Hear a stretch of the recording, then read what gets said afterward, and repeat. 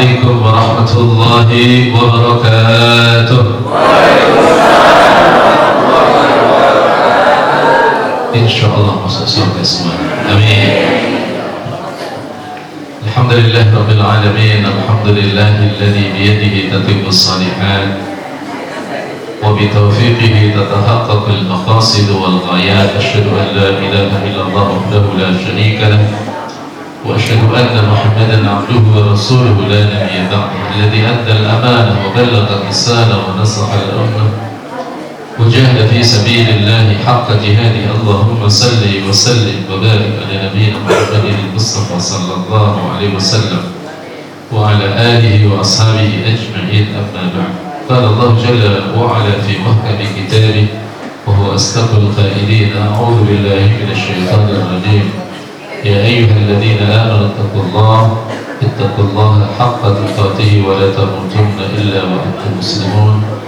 يا أيها الذين آمنوا اتقوا الله ولتنظر نفس ما قدمت لغد واتقوا الله إن الله خبير بما تعملون. Masyaallah hadirin wal hadirat dan sekalian saudaraku rahimakumullah wa azakumullah. Kita bersyukur kehadirat Allah Subhanahu wa taala atas segala nikmat yang Allah karuniakan kepada kita. Allah berikan kita mata yang dengannya kita bisa melihat. Allah berikan kita telinga yang dengannya kita bisa mendengar. Allah berikan kita lisan yang dengannya kita bisa berkata-kata.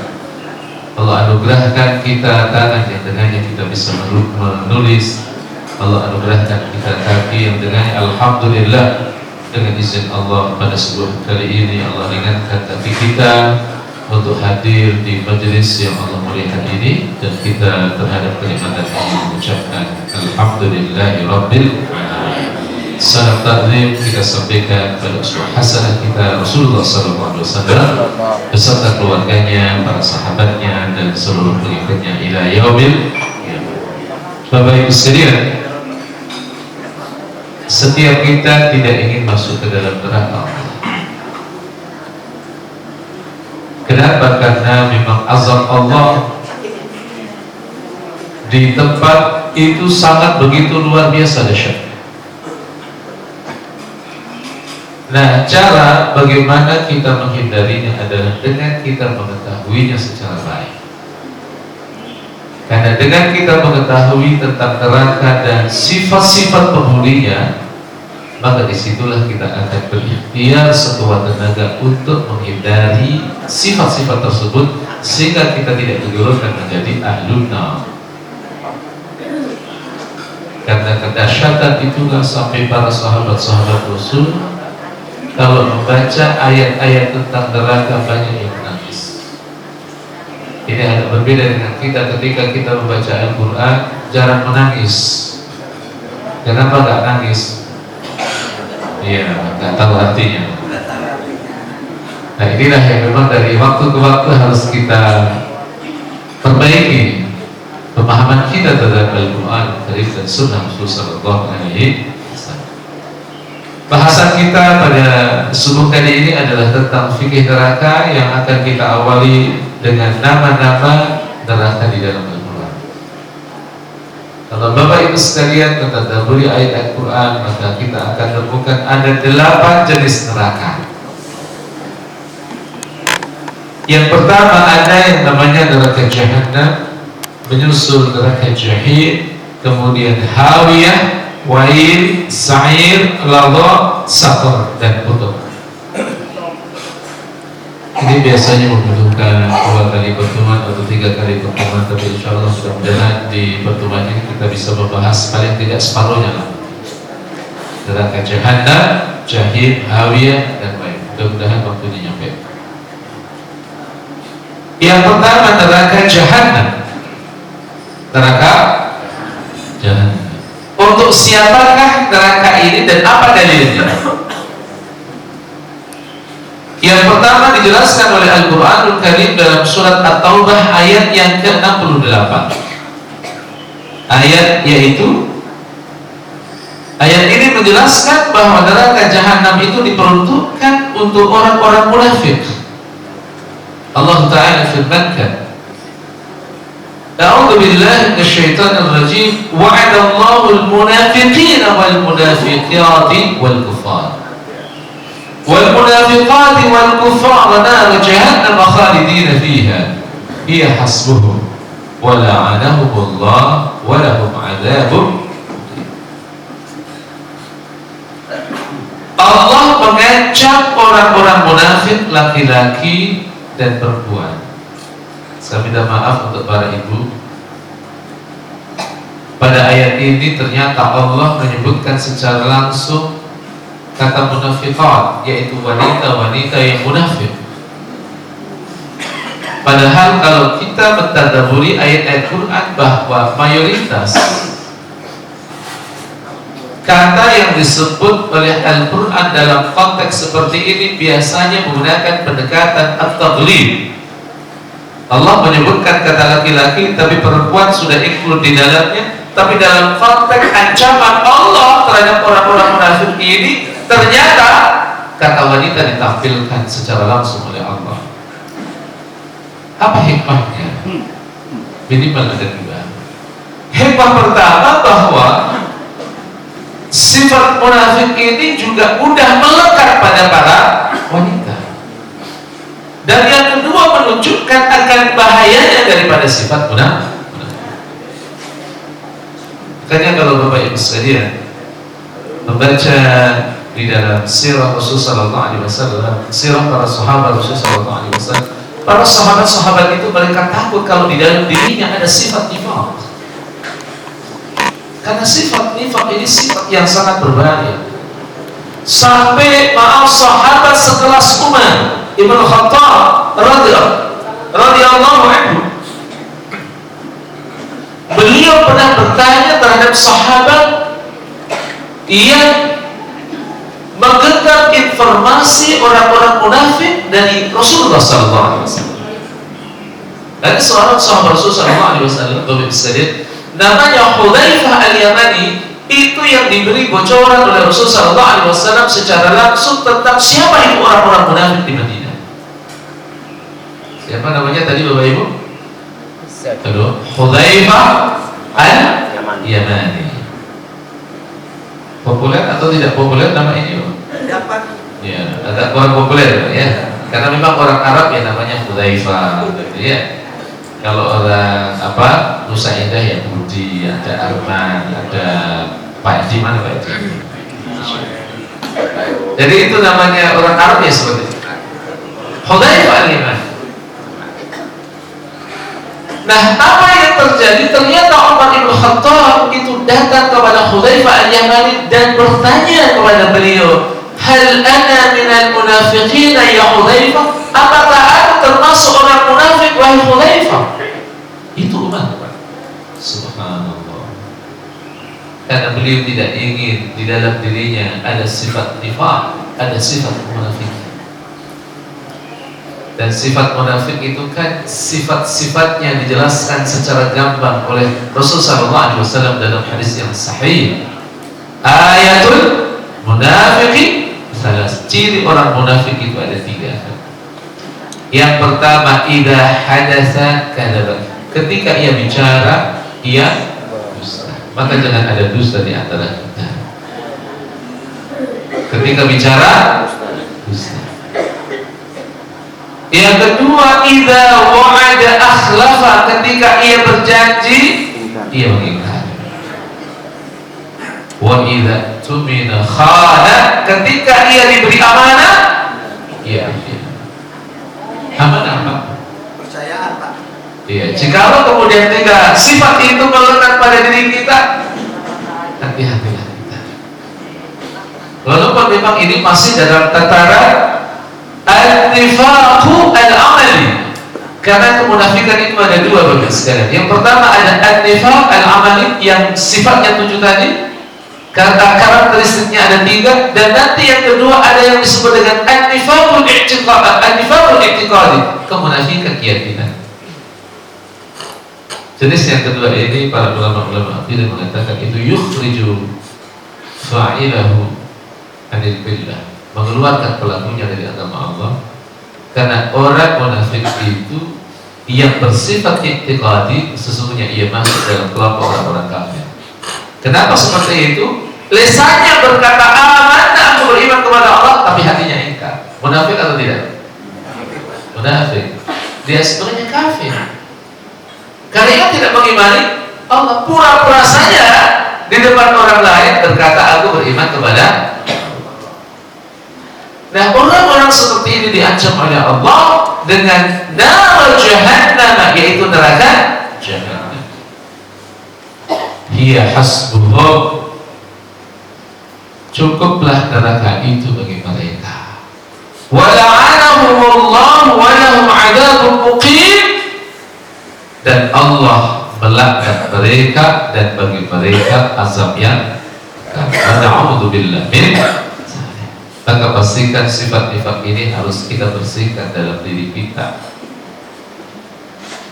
Bapak Ibu kalau baca tulisannya Ustaz Said Hawa dalam kitabnya Al-Mustakhlas fi Tazkiyatin Nafs, Rasulullah mensucikan jiwa, itu ternyata penyakit nifak itu menjadi prioritas awal yang harus dilakukan oleh seorang muslim, yang harus ia bersihkan dalam dirinya. Orang nifak ini wajahnya banyak, Pak. Wajahnya banyak. Walaupun sering dikatakan orang munafik itu wajahnya cuma 2, tapi kalau interaksinya banyak, wajahnya semakin banyak. Baik, ini yang pertama. Yang kedua, yang diancam oleh Allah Ta'ala akan masuk ke dalam neraka jahannam adalah al-kuffar, orang-orang kafir. Maka sungguh kita harus bersyukur kepada Allah.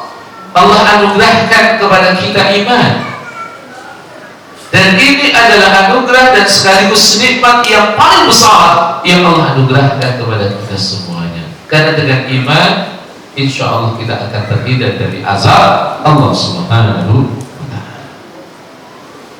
Jemaah sekalian rahimakumullah wa azakumullah, di mana kita dapati penjelasan bahwa orang-orang kafir itu mereka akan dimasukkan di dalam neraka jahannam. Ada beberapa ayat. Yang pertama, firman Allah Ta'ala dalam surat Al-Kahfi. Surat keberapa Bapak Ibu? Ke-18.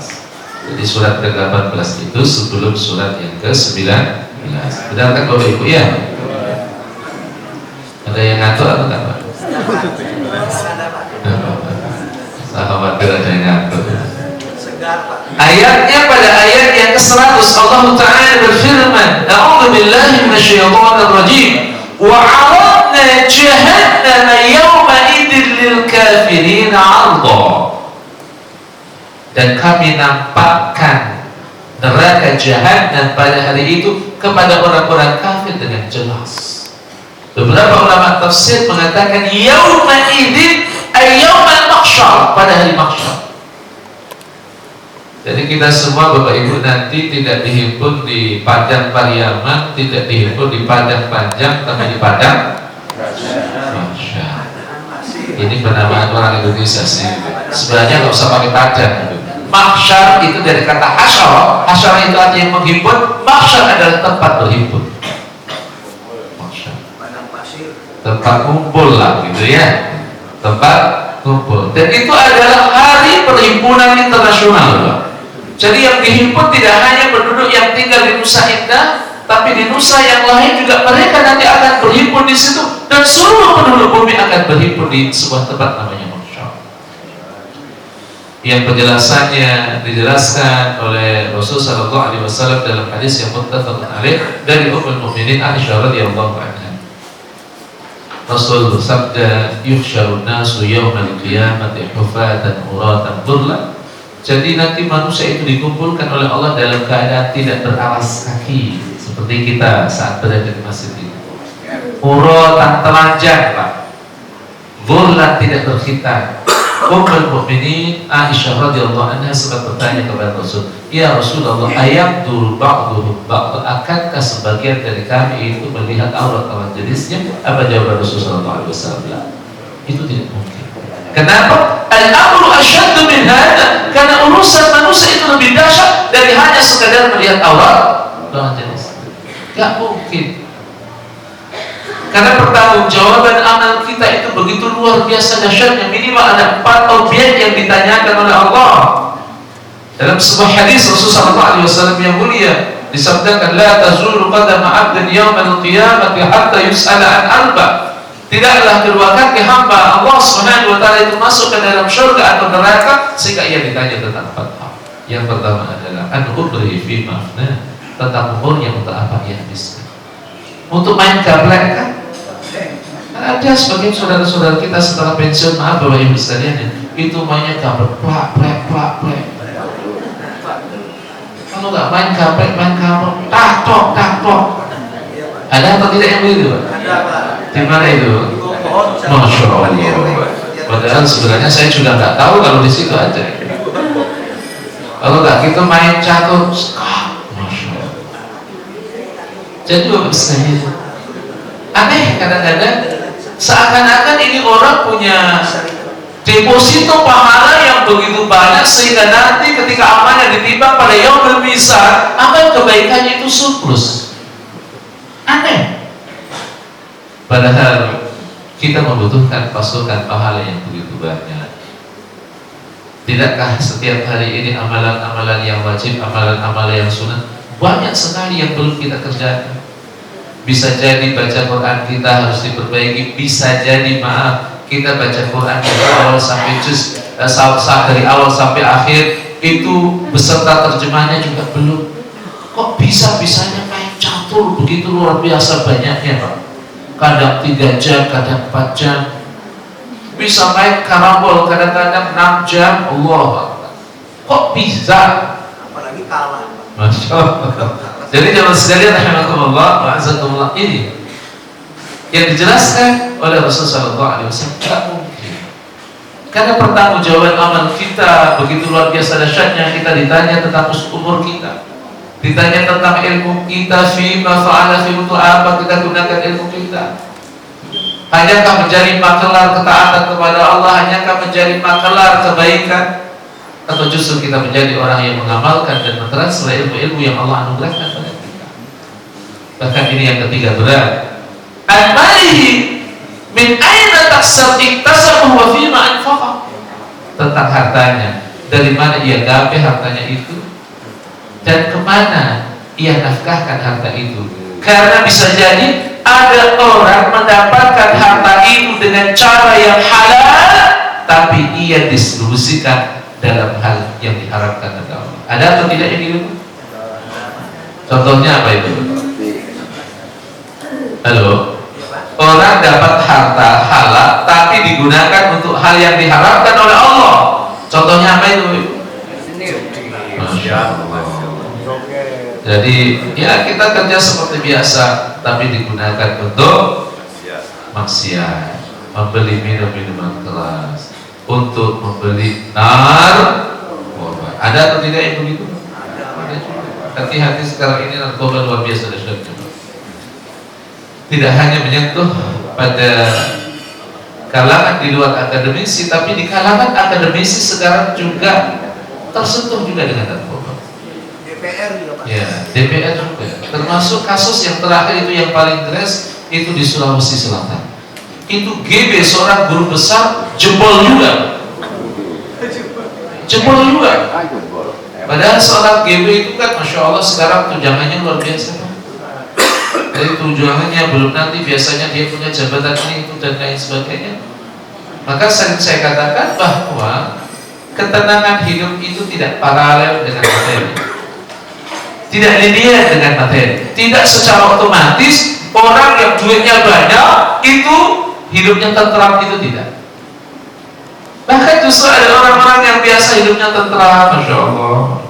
Apalagi kalau pas di saat-saat menghadiri pengajian, Pak, tentramnya luar biasa itu.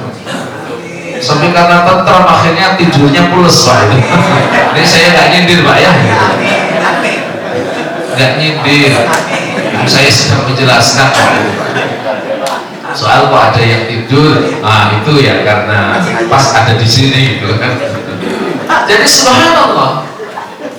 Maka kalau kita lihat dulu, para sahabat-sahabat itu kalau mereka punya harta itu selalu mereka tidak menjadikan hartanya itu tertambat dalam hatinya. Cukuplah harta itu di tangannya, Pak. Tidak itu sahabat Abu Bakar, tidak itu sahabat Umar. Kita kelihatannya iman kita masih terlalu lemah. Kalau meniru Abu Bakar terlalu sulit. Seorang sahabat yang menginfakkan seluruh hartanya. Kalau Umar menginfakkan separuh hartanya.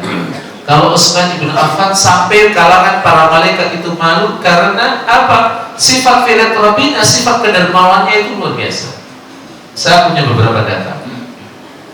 Pertama, ketika Madinah pada waktu itu sempat mengalami kondisi air itu sulit, dan waktu itu Utsman bin Affan tahu betul bahwa penduduk Madinah itu membutuhkan air bersih. Apa yang beliau lakukan?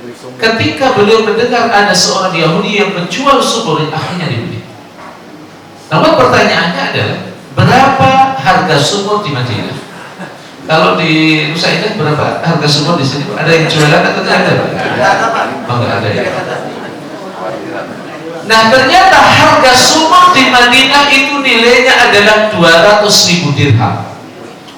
Itu kalau diemaskan kira-kira 2,5 kilogram emas. Ya mahal, sumur di sana. Beda sumur di Nusa Indah. Coba 2,5 kilogram emas itu kira-kira kalau dirupiahkan berapa? Ada yang bawa kalkulator dulu, Pak? Saya tanya dulu. Coba kita hitung, Pak ya. Ibu, ada yang baru beli emas, Bu? Jadi kayaknya kalau urusan itu ditanya pasti disembunyikan deh. Iya, malu, Pak. Iya. Berapa harga emas, Bu? 500 ya, Bu? Ya, 500. Baik. 1 kilo itu ada berapa gram, Bu? 1.000. Jadi kalau 2,5 kilogram berarti 2.500 gram. Coba kalikan 500. Halo. Ini di sini nggak ada yang bawa kalkulator sih, Pak. Kalau pas materi saya tolong ada 1-2 yang bawa kalkulator lah, Pak. Jadi itu ternyata nilainya 1,25 miliar. Itu harga sumur di Madinah. Jadi miliaran. Tapi itu enteng bagi seorang Utsman bin Affan untuk beliau keluarkan. Utsman kan memang secara materi kan beliau cukup bagus. Nah ini kalau Bapak Ibu sekalian saya kasih tahu rahasianya. Kenapa beliau dimudahkan oleh Allah? Apa sih sumber rezekinya? 2. Pertama, beliau itu pedagang kain. Jangan-jangan habis ini pada jualan kain semuanya. Pedagang kain, saudagar kain itu Utsman bin Affan. Yang kedua, sumber pendapatan beliau itu adalah ternak. Jadi beliau itu peternak besar. Jadi kalau orang Arab namanya peternak itu jangan dibayangkan itu kalau punya kambing, punya unta 1-2 gitu. 10, 20 itu bisa ribuan, Pak. Itu yang pertama kontribusi daripada Utsman bin Affan. Yang kedua, ketika pada masa Abu Bakar As-Siddiq itu terjadi apa yang disebut dengan asrul majaa, masa paceklik. Apa yang dilakukan oleh Utsman bin Affan? Beliau sempat mengirim untuk penduduk Madinah gandum itu sampai dibawa oleh 1.000 ekor unta. Itu berapa banyaknya gandum itu? Itu enteng saja. Karena apa? Bahwa ia tahu bahwa sesungguhnya harta ini agar ia menjadi teman kita ketika di akhirat harus dijadikan sebagai amal soleh. Jadi kalau kita punya harta itu kita tidak jadikan amal soleh, itu dia hanya kita gunakan di dunia saja. Tapi ketika kita konekkan menjadi amal soleh, maka itulah yang akan menjadi mitra setia kita saat kita berada di alam barzah, saat kita berada di alam subhanallah. Itu sahabat. Tapi untuk seperti itu kita harus menaikkan keimanan kita. Karena orang-orang yang seperti itu sangat sekali dipengaruhi oleh keimanan mereka kepada Allah Subhanahu wa Ta'ala. Mereka adalah orang-orang yang yakin tentang akhir. Jadi ini ditanya tentang harta min aina kasaba fima anfaqa. Kemudian yang terakhir adalah anjasahi fima abla. Tentang fisiknya untuk apa yang digunakan. Allah yang menjadikan kita rambut, yang rambut ini nikmat tapi sekaligus sebagai sumber mata pencaharian. Karena memang banyak orang yang kaya raya karena rambut, Bapak ya. Siapa mereka, Pak? Tukang cukur, Ada yang punya usaha sapu, siapa lagi mereka? Salon. Ya salon. Mata kita ini juga nikmat, tapi sekaligus ia sumber mata pencarian. Ada orang-orang yang kaya raya karena mata. Siapa mereka, Bang? Jualan kacamata. Karena kalau umur 40 ya mata harus mulai ini, itu sunatullah, mulai berkurang pandangannya. Kemudian siapa lagi? Dokter mata, spesialis mata, itu kan kaya raya karena mata. Telinga ini juga Masya Allah nikmat, tapi sekaligus sumber mata pencaharian. Banyak orang-orang yang kaya raya karena telinga. Dokter THT, siapa lagi, Pak? Halo? Yang penjual alat pembantu pendengaran. Orang yang jualan apa itu, Pak? Pembersih telinga. Begitu juga semua organ-organ yang kita yang lain, ternyata ia nikmat, sekaligus ia adalah sumber mata pencaharian. Ini karena ia nikmat dan Allah jadikan ia sebagai sumber mata pencaharian. Allah nanti minta pertanggungjawaban kita, mata kita, telinga kita, lisan kita, dan ingat nanti yang akan menjadi saksi adalah organ tubuh kita. Al-yawma nakhtimu ala afwahihim wa tukallimuna aydihim wa tashhadu arjuluhum bima kanu yaksubun. Ini yang ngeri. Pada hari itu kami kunci mulut-mulut mereka. Al-yawma nakhtimu ala wa tukallimuna aydihim, dan tangan-tangan mereka itu akan berbicara, wa tashhadu arjuluhum bima kanu yaksubun, dan tangan-tangan mereka nanti akan menjadi saksi dari apa yang dulu mereka pernah kerjakan. Jadi Bapak Ibu sekalian, ketika menghadiri majelis-majelis ilmu seperti ini, yakinlah tidak ada yang tidak dicatat oleh dua malaikat Allah Subhanahu wa taala, Raqib dan Atid, itu ada, semuanya dicatat.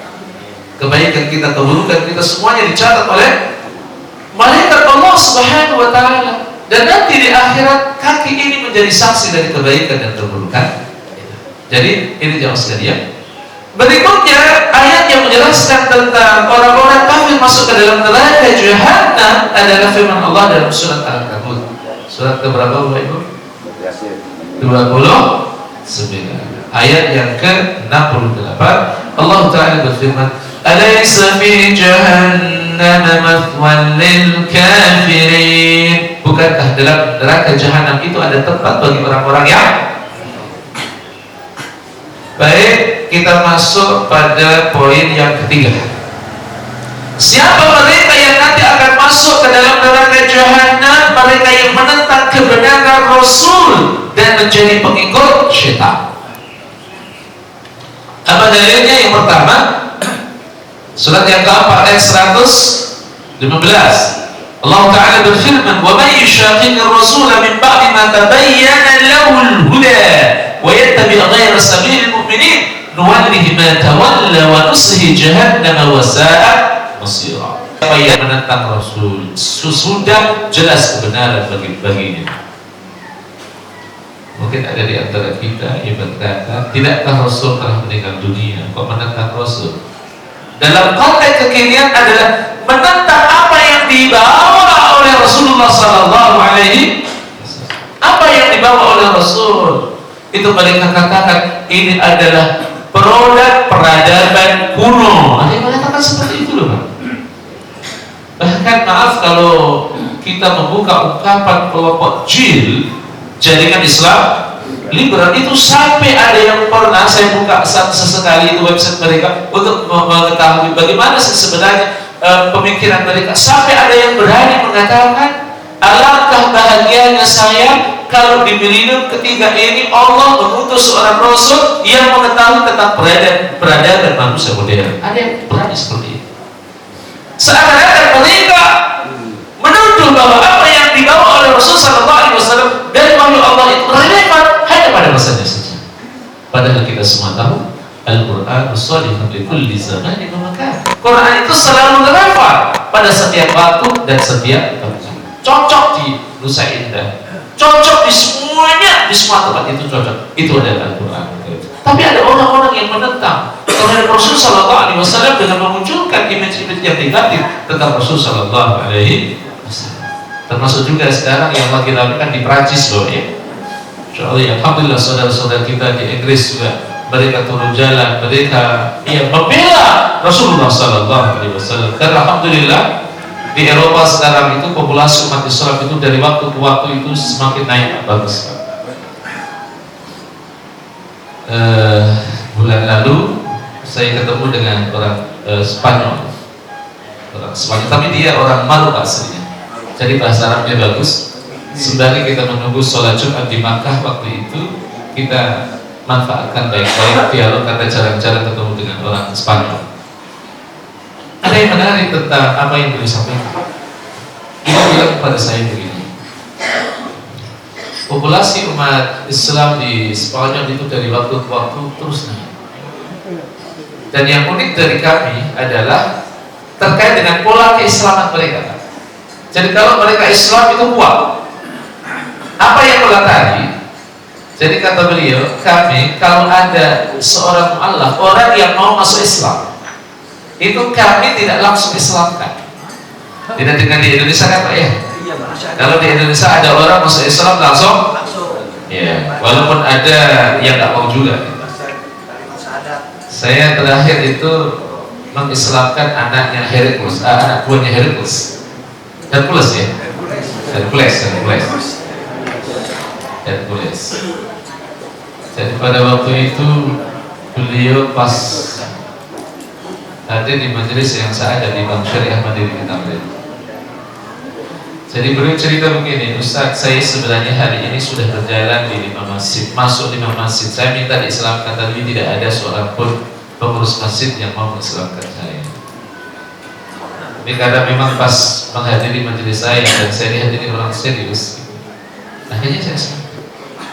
Dan mudah-mudahan beliau memang serius. Dan saya lihat memang beliau serius, karena biasanya orang Islam itu ada dua Pak, masuk Islam. Kalau yang pura-pura biasanya setelah diislamkan biasanya minta saya ini mau pergi ke sini, saya nggak punya ongkos. Tapi ini tidak. Setelah diislamkan minta izin.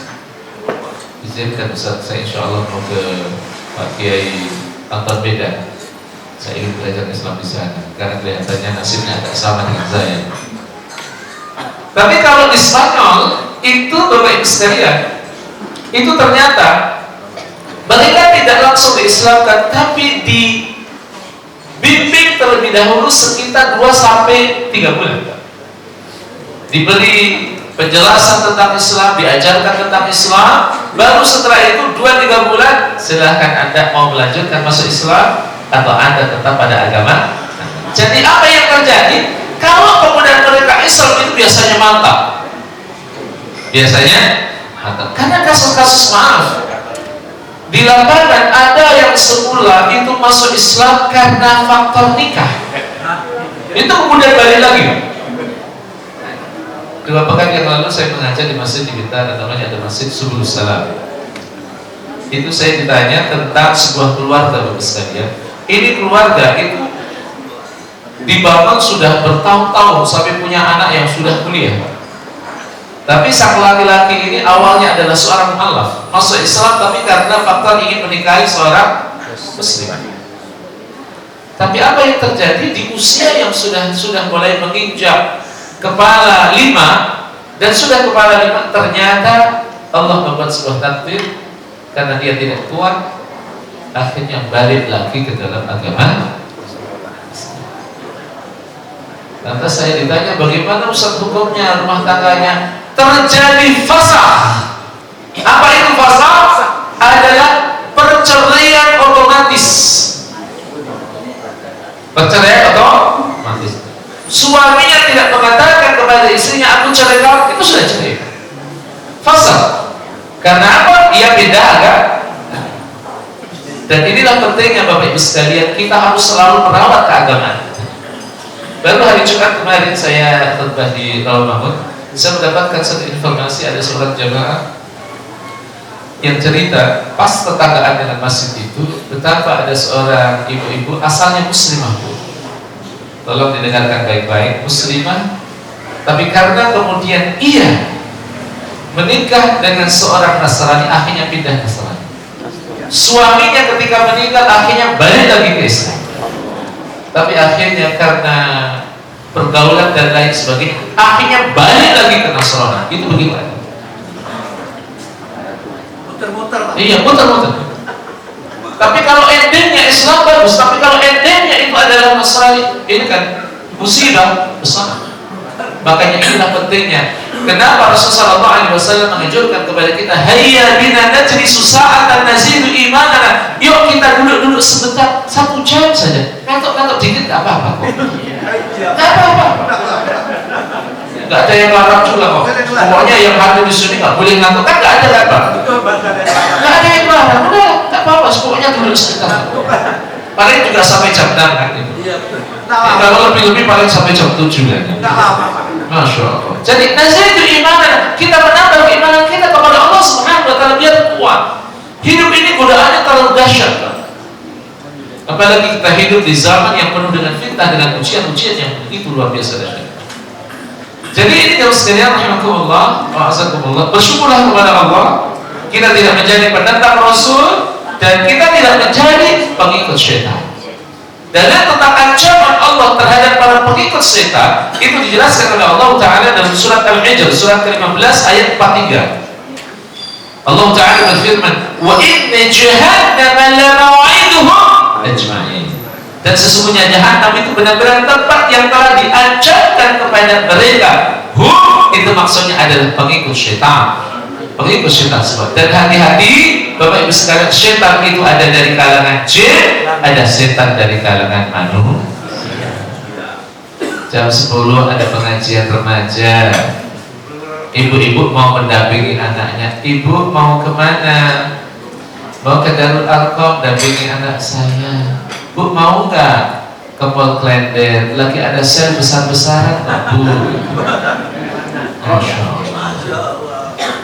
Kalau pergi ke mallnya habis pengajian gimana? Oh Bu, ini selnya jam 10 sampai jam 12 saja kok Bu. Kalau ada orang seperti itu pastikan itu setan. Setan dari kalangan manusia.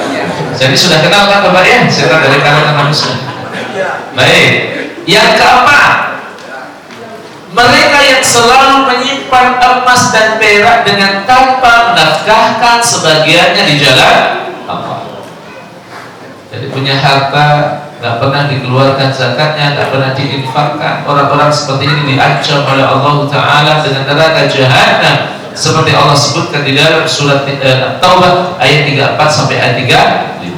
وَالَّذِينَ يَكْنِزُونَ الذَّهَبَ وَالْفِضَّةَ وَلَا يُنْفِقُونَهَا فِي سَبِيلِ اللَّهِ فَبَشِّرْهُم بِعَذَابٍ أَلِيمٍ يوم يحمى عليها في نار جهنم فتكوى بها جباههم وجنوبهم وظهورهم هذا ما كنزتم لأنفسكم فذوقوا ما كنتم تكنزون. Dan orang-orang yang menyimpan emas dan perak dan tidak menafkahkannya di jalan Allah, emas dan perak ini adalah juz'un minal mal, bagian dari harta. Jadi artinya orang-orang yang menyimpan harta kok kemudian tidak infakkan di jalan Allah, fabasyirhum bi'adzabin alim, maka beritahukanlah kepada mereka bahwa mereka akan mendapatkan siksa yang pedih. Masyaallah. Infak itu dijamin oleh Allah, harta kita tidak akan berkurang. Sedekah itu dijamin oleh Rasul, harta kita tidak akan berkurang. Mana kosomalun min sedekah, harta itu tidak akan berkurang ketika ia bersedekah. Untuk para ayah, untuk para ibu yang hari-hari ini pas kebagian itu jatahnya menyiapkan teh, menyiapkan makanan, Masya Allah, itu tidak akan berkurang, pasti diganti oleh. Tapi diganti itu jangan kemudian orientasi kita itu materi, Pak. Pahala, Pak. Bisa berupa pahala, bisa berupa kesehatan kita, bisa berupa keluarga kita yang angkeng, iya kan? Bisa diberi usia panjang oleh Allah. Ini kan ganti oleh Allah kan? Kesehatan kita, coba kalau kita masuk rumah sakit kita, ya sekarang kan memang ada fasilitas BB. Tapi BPJS itu kan ngantrinya berapa kilo itu Pak? Nggak pakai kilo. Masya Allah. Jam 2 pagi. Ya, itu kan capek juga. Ada seorang teman dia kena penyakit kanker. Itu dia harus ngantri juga. ngantri juga panjang. Tapi kalau ini penyakitnya, kemudian penyakit yang kronis dan cepat ditangani, kan mau nggak mau harus berinisiatif sendiri. Bahkan kemarin saya sempat bawa jemaah dari Lampung itu, Bapak sekalian, beliau bilang ke saya, Ustaz, alhamdulillah setelah melalui proses terapi dan terakhir kemo, alhamdulillah dengan izin Allah, disebutkan oleh Allah, baru sekarang saya ajak. Saya awalnya sih pakai BPJS, tapi alhamdulillah luar biasa. Akhirnya saya adalah pakai biaya sendiri. Habis berapa Bapak? Iya. Akhirnya apa yang terjadi? Akhirnya beliau katakan, alhamdulillah Ustaz, habisnya sekitar 1 miliar. 1 miliar habisnya Pak, itu terapi.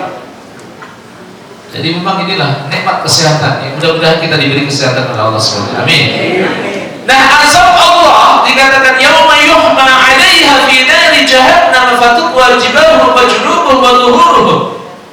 Pada hari dimanaskan emas dan perak itu dalam neraka jahanam, lalu dibakar dengannya dahi mereka, lambung mereka, pinggang mereka. Hada makanastum li anfusikum. Ini yang dulu kalian simpan untuk diri-diri kamu. Fadhuqu ma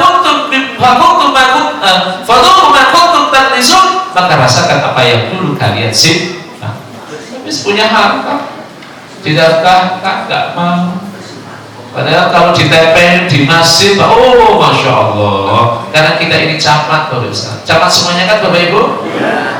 Nah, ini kalau ditempelkan di dalam amplop, kok masih dipakai? Nanti ketika kita berada di alam barzah, pahalanya ngalir terus. Kita di alam barzah senyum-senyum, oh ini toh dulu yang katanya Pak Ustaz, kalau harta itu ditempelkan di masjid, ya, itu pahalanya akan menjadi sedekah. Jadi kelihatannya habis ini nanti pada ngambil uang semuanya di luar. Ya, untuk pembangunan masjid aja ya. Ya benar, alhamdulillah. Ini kalau langsung ngambil semua kayaknya udah selesai lah sehari gitu aja ya. Insya Allah. Nah berikutnya, ini kayaknya yang terakhir ya. Ini cuma baru 1 neraka Pak ya. Masih 7 insya Allah bulan depan. Para pendurhaka dan mereka yang hidupnya selalu berkelimangan dalam dosa. Wala'udzubillah min dzalik. Bapak Ibu, ya kita harus sadar jatah usia kita itu dari waktu ke waktu semakin menipis, semakin berkurang. Jadi di usia 60 tahun ada di antara kita yang 70 tahun, tolong dosanya diredam. Coba kita harus bertobat kepada Allah dengan taubatan nasuha. Walaupun ketika kita bertobat kepada Allah dengan taubatan nasuha, biasanya godaannya semakin besar. Betul Bapak Ibu seperti itu? Ingin mulai antar, gitu kan? Mata mulai ditata biar ia tidak begitu liar, tidak menatap hal-hal yang diharapkan oleh Allah Subhanahu wa taala. Pokoknya mulai hari ini saya tidak akan menatap hal yang diharapkan oleh Allah. Hari Ahad menghadiri acara resepsi. Ternyata di depannya ada seorang wanita yang masih muda cantik, udah begini pakai ketatap gitu. Akhirnya kelihatan. Ya kalau pertama kan nikmat kan, ya. Tapi yang kedua, yang ketiga itu kan laknat. Sudah tahu insya Allah bagaimana Pak? Dilanjutkan atau insya Allah ditahan? La haula wala quwwata. Marah istrinya. Jadi kalau ngajinya udah lama dilanjutkan, bagaimana yang nggak ngaji? Nah baik, tadi kita lihat firman Allah pada 2 ayat. Yang pertama dalam surat Maryam. Surat Maryam itu surat yang ke-19. Ayatnya ayat yang ke-86.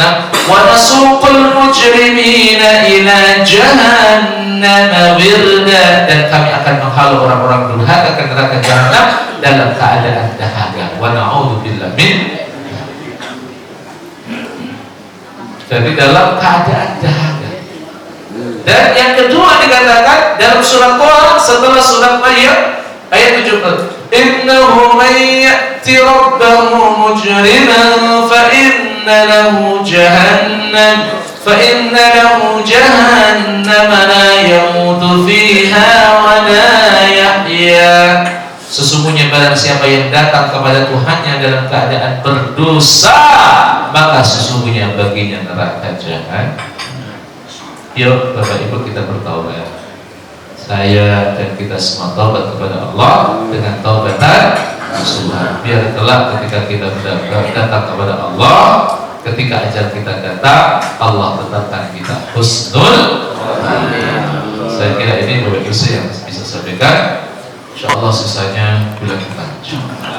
Kurang lebih maaf. Assalamualaikum warahmatullahi wabarakatuh. Waalaikumsalam.